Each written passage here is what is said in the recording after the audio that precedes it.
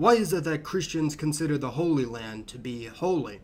Well, they weren't the first, of course, as the main reason that the traditional region of the southern Levant, situated between the Mediterranean Sea and the Jordan River, is so sacred to followers of Abrahamic religions is because of the ancient Semitic tribe of the Israelites, or the Jews, considered to be one of the descendants of Abraham through his son Isaac, who produced some of the most widely renowned prophets, kings, leaders, and other notable figures, among whom was a Jewish boy born in Bethlehem under the rule of King Herod during the period of Roman domination over the region. As Judea was being incorporated as a Roman province, this Jewish boy named Jesus, known as Yeshua in the Aramaic language, the most commonly spoken language at the time, grew up in the town of Nazareth to the north in the region of Galilee, and he would go on to perform many teachings, parables, and miraculous acts, claiming to be the Jewish Messiah, or Christ, as prophesied in the Old Testament, which includes the Torah, sacred to the Jews. Jesus predicted his capture by the local Jewish authorities, later to be handed off to the Romans, who would bring him to trial and sentence him to death by crucifixion, which was carried out by the Roman governor of Judea, Pontius Pilate. Before we begin, it's important to pay attention to the sites and sources that you get your information from, considering how crazy and polarized everything is today. That's why I'm genuinely excited to talk about today's sponsor, Ground News. Founded by a former NASA engineer, their app and website gathers articles from more than 50,000 news sources worldwide. Those articles are then grouped together to compare coverage in real time and uncover hidden biases. They're a service that has been touted by many for their unique insights it's able to give on many different topics around the world, and wow, do they really have everything. Recently, there's been reports where the U.S. says Iran cyber operations targeted the Trump and Harris campaigns. Instantly, you can access more than 200 articles that have covered this story, including outlets like Al Jazeera out of Qatar or TASS, a right-leaning Russian government-owned source. Looking at the bias distribution, we can see that over 80% of coverage is coming from the left and center, making this a potential blind spot for the right. Comparing coverage is interesting. Many sources focus on the attack on the Trump and Harris campaigns, while others highlight the goal of hackers to influence operations aimed at the American public. I appreciate that they provide visual context to help me see how reliable the news sources are and who owns them, information that many other platforms either censor or remove altogether. With Ground News, you can see the coverage of nearly any topic or scandal floating around the information space, and I truly am glad to work with such a prestigious company. I encourage you to check them out in the link in the description, the pinned comment, or go to ground.news/mesaman for 40% off the Advantage plan I use for unlimited access to all the features. Huge thanks to Ground News for sponsoring this video and sharing this opportunity. Now back to the video. According to the Gospels, or the first-hand accounts written by his apostles or followers, Jesus rose from the dead 3 days after his execution and proclaimed whoever believes in him and follows his teaching will have salvation in the afterlife.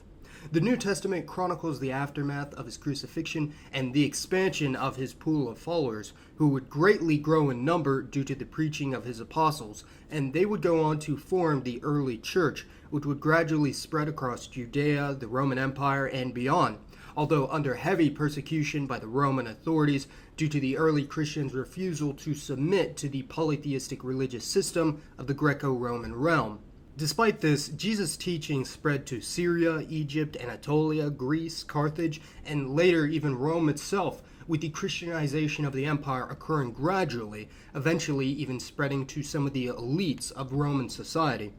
Although Jesus himself was Jewish, and the majority of his followers and apostles were Jewish, his message would later spread to all ethnic groups of the lands in the Mediterranean, the Middle East, North Africa, Nubia, Ethiopia, India, and beyond. A few decades after the life of Jesus, the Jewish and Roman authorities became locked in a brutal conflict after a major revolt, which would lead to the Romans destroying much of the Jewish homeland, along with massacring and deporting a massive number of Jews from their homeland in the Levant, although Jews still retained around half the population after the bloody conflict, with a significant amount of Christians in the region now as well.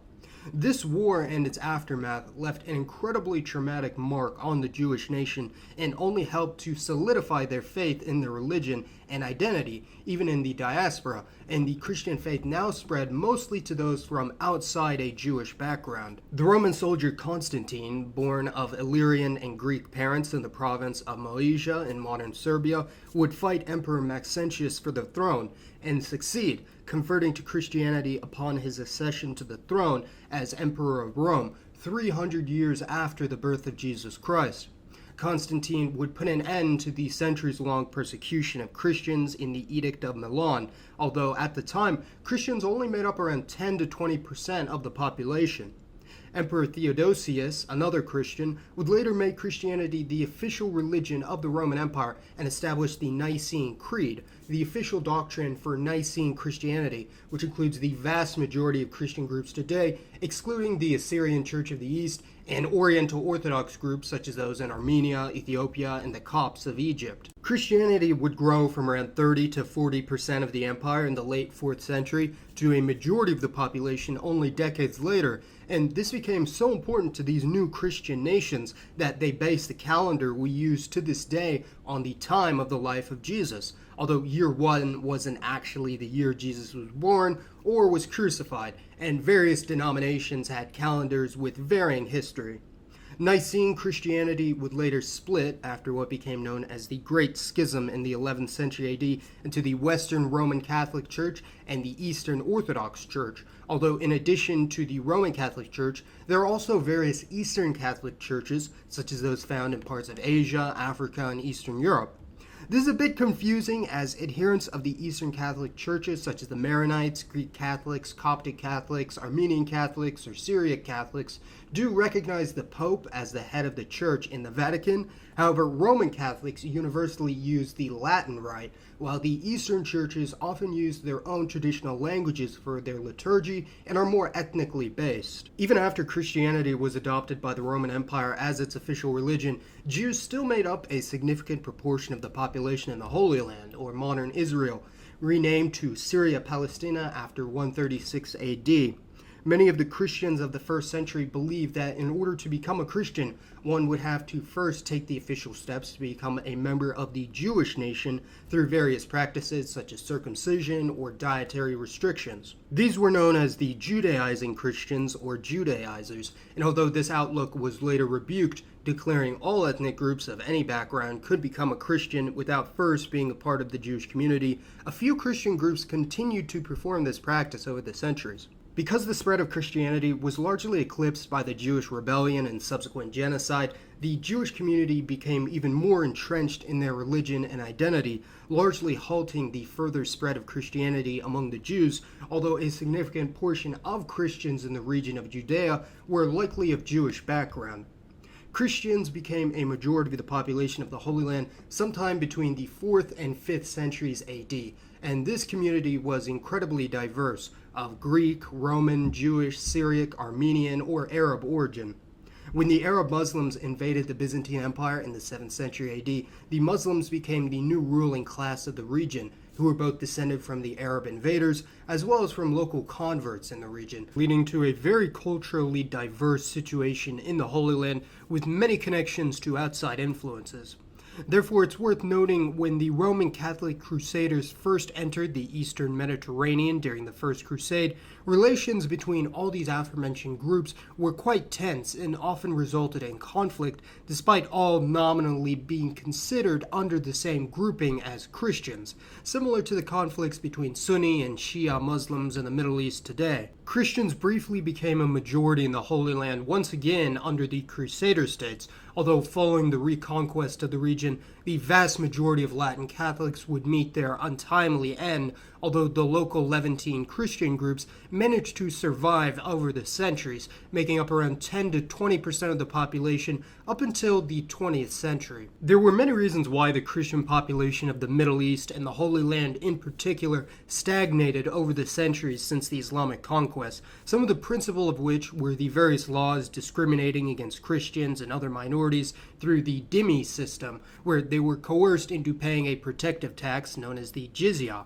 Over the centuries, Jews, Christians, and other religious minorities suffered an uncountable number of violent attacks, pogroms, or genocides throughout the Middle East, and being more urban and centralized, many of these minorities were able to establish themselves throughout major cities and distinguish themselves in many different niche fields. Before the 20th century, Jews and Christians had roughly the same fertility as their Islamic counterparts in the Middle East, and this made the demographic makeup of the region fairly stable. However, around the turn of the 20th century, something new caused this to dramatically alter. As the Christians of the Middle East began to urbanize, become wealthier, and more educated, their fertility rate started the same decline that you can see started around the same period in developed nations. The accumulated wealth and centralization provided an increased opportunity for many Christians in the region, especially those from the Levant, to depart and settle overseas, mainly to the Americas over history. As a result, although the Christian population of the Middle East increased greatly in terms of absolute numbers, as a proportion of the population, they have fallen immensely in almost all areas. Coupled with the number of genocides and massacres that afflicted the Armenians, Greeks, Assyrians, Maronites, as well as the Yazidis, Mandaeans, Jews, Zoroastrians, and many others. Conversion away from Islam, known as apostasy, and preaching another religion is strictly banned and enforced in most Islamic nations today, and it's forbidden for Muslim women to marry outside the faith, although Muslim men are allowed to do so. These laws are not just legally enforced, but also culturally, and there are an untold number of so-called honor killings, or horrific attacks on people, but mostly women, for dishonoring the family. Whether it be intentional or not, these religious laws and restrictions have resulted in a heavily pro-natalist culture, even into the modern era. With the Islamic world having one of the highest fertility rates in the entire world outside of sub-Saharan Africa for decades now, and the Islamic part of sub-Saharan Africa, such as Niger and Mali, having the highest fertility in the world. Ever since the Islamic conquest, the local Jewish and Christian groups of the Middle East began to gradually adopt the Arabic language of the ruling powers, or developed mixed languages that included elements of Arabic and their previously spoken mother tongue. Nowadays, nearly all Christian and Jewish groups from Arab countries, with a few exceptions, now speak Arabic as their native language, and most identify as Arab when asked, although some may reject the label, particularly the Maronites and Copts, while some may identify simply as Nasrani, which means Christian or Nazarene in Arabic. The situation for Christians was grim for many throughout the Middle East, and that includes those of the Holy Land, and Christians have been disproportionately impacted during the Israeli-Palestinian conflict of the 20th century, where at the start, Christians made up nearly 10% of the region's population, and at the end, they were reduced to merely 2%. This number has increased slightly to around 3%, mainly due to the migration of various Christian immigrant groups that we'll get to in a second. The most drastic reduction in Christians as a proportion of the population are in Bethlehem, the town of Jesus' birth, now located in the West Bank in Palestine near Jerusalem, and Nazareth, the town where Jesus grew up, and is now located in the Galilee region of northern Israel. Christians went from over 90% of the population of Bethlehem, which had a few thousand people at the start of the 20th century, to less than 20% in the 21st century. Nazareth had a larger Muslim minority at the start of the 20th century, and by today, Christians have been reduced to only 30%. This is a similar story to many other locations in the region, and today there are only a handful of majority Christian towns remaining in Israel, most of whom only have a few thousand inhabitants, as the younger generation are increasingly choosing to move to larger cities in the region or go abroad. The Christian groups considered native to the Levant include those that speak Arabic as their first language, including most Latin Catholics who may have Maltese, Italian, French, Spanish, or Portuguese roots, the Greek Catholic and Greek Orthodox churches, as well as a smaller number of Copts and Maronites, the latter of whom mostly live in the north of Israel near the border with Lebanon, and there has been a recent movement encouraging the revival of their ancestral Aramaic language and self-identity as Arameans. There are also a few thousand Armenians and Assyrians throughout the region who belong to various denominations, including the Apostolic Armenian Orthodox Church, Armenian Catholic Church, Sryiac Orthodox Church, Syriac Catholic Church, Chaldean Catholic Church, among others. With so many important historical religious sites to the Christian faith, including Bethlehem, Jerusalem, and Nazareth, the Holy Land draws tourists, pilgrims, and religious leaders from all over the Middle East and the world, and a moderate number of non-Jewish migrants have arrived in Israel recently as well. The Old City of Jerusalem is a relatively small area in modern East Jerusalem and was traditionally divided into a quarter for Jews, Muslims, Armenians, and Arabic-speaking Christians, although there isn't legally enforced segregation in the modern day.